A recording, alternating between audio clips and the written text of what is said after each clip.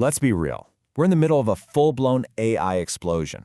I mean, it feels like every single week there's a new, more powerful model that just blows the last one out of the water.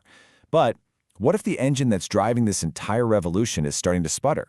What if the whole strategy of just building bigger and bigger models, the brute force approach of just throwing more computing power at a problem, is about to hit a massive wall? Okay, let's really dive into this because we are at a super fascinating turning point for the entire future of AI. Now, when the CEO of NVIDIA, the company that is literally building the chips powering this whole AI boom, says something that blunt, you gotta stop and listen. This isn't just some techie detail. No, this is a declaration that the fundamental economic rule that has basically fueled the entire tech world for over 50 years is over. And that changes everything. So, to really understand where AI is headed next, we first need to get a grip on the crisis that's forcing it to change.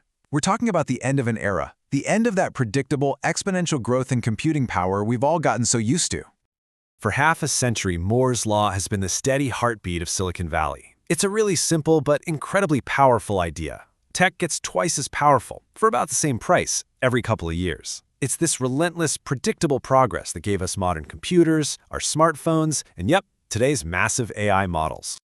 And here is the absolute crux of the problem. According to top computer scientists like Stanford's Mark Horowitz, sure, we can still cram more transistors onto a chip, but, and this is a huge but, they're not getting any cheaper to make. That amazing economic free lunch, the cheaper part of Moore's Law, it's gone. And for AI models that get better by just getting bigger, this is a gigantic roadblock. The old brute force method is just becoming way too expensive to continue. So, if bigger and more powerful isn't the answer anymore, we have to get smarter. And for that, researchers are turning to the most sophisticated, most efficient computer on the planet for a new blueprint, one that's been perfected over billions of years of evolution. And the answer, of course, is sitting right between your ears, the human brain. It's an absolute marvel of computation, and it just might hold the secrets to building a whole new kind of AI. Just look at this comparison. The scale of the difference here is absolutely staggering. So the world's most powerful supercomputers can now pretty much match the raw processing power of a human brain that's a billion operations a second. But check out the power bill. That supercomputer needs 20 megawatts. That's enough to power a small town. Your brain, it does the exact same work using just 20 watts, which is basically what you need for a dim light bulb. That is 1,000,000 times more efficient. It's just incredible. And looking to the brain for ideas, this is nothing new. Modern computing was literally born when George Boole tried to model the brain's logic of true and false. Neural networks, the very foundation of all the AI we're seeing today, were directly inspired by the brain's interconnected web of neurons. And now, as we're understanding more about how the brain uses the precise timing of its electrical signals, that's kicking off the next big wave. Okay, so this new reality, where just throwing more power at a problem is way too expensive and efficiency is suddenly everything, it's forcing the entire industry down 3 really fascinating and very different paths. Let's break them down. The first path isn't really about redesigning the chip itself, it's about redesigning the business model. Think of it as an economic solution to what looks like a technical problem. So according to Mark Horowitz, the future isn't about everyone running these giant do-everything models like ChatGPT. And why not? Well, for one, they are incredibly expensive to operate, and for another, they're a huge liability if they spit out bad advice.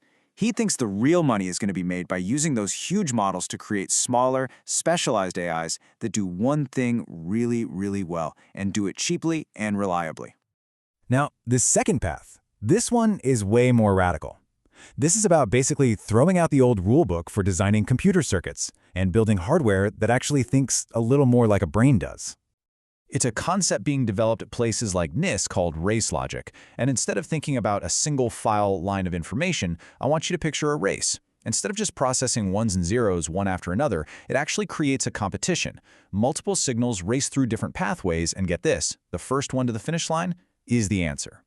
A best way to picture this is with a marathon analogy. Okay, imagine you tell 1,000 runners to find the fastest possible route from point A to point B. The second that first runner crosses the finish line, you yell stop, and every other runner just stops right where they are. Think about all the energy you just saved from those 999 other runners who didn't have to finish the race. That's race logic. It is an unbelievably efficient way to compute, and it's inspired directly by how our brains use the timing of signals. All right, now for the third path. And I gotta say, this one is the most mind-bending of all. It suggests that for AI to get truly smarter, it might need something it has never, ever had: a body.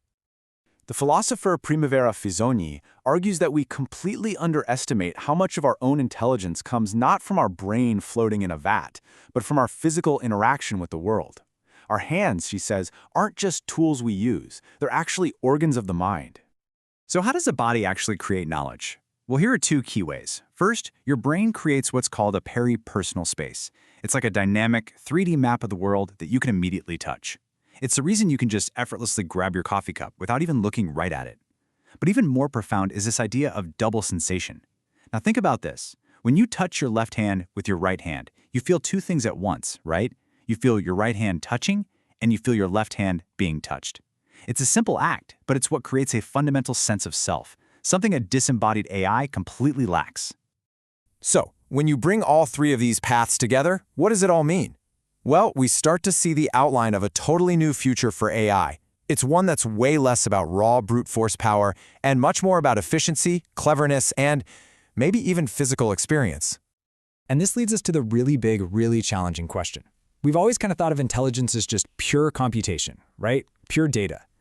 But if so much of our own understanding is rooted in our physical bodies, will an AI ever truly be able to think without one? So, I think the big takeaway here is this. The end of Moore's Law isn't the death of AI. Not at all. It's actually a creative rebirth. The future isn't going to be won by just building bigger and bigger digital brains. No, it's going to be won through incredible efficiency, smarter economics, brain-inspired hardware, and maybe, just maybe, by giving AI the ability to learn not just from data, but from actually doing things in our physical world. And that's where all this leaves us. We know, for sure, that this technology is going to reshape our world.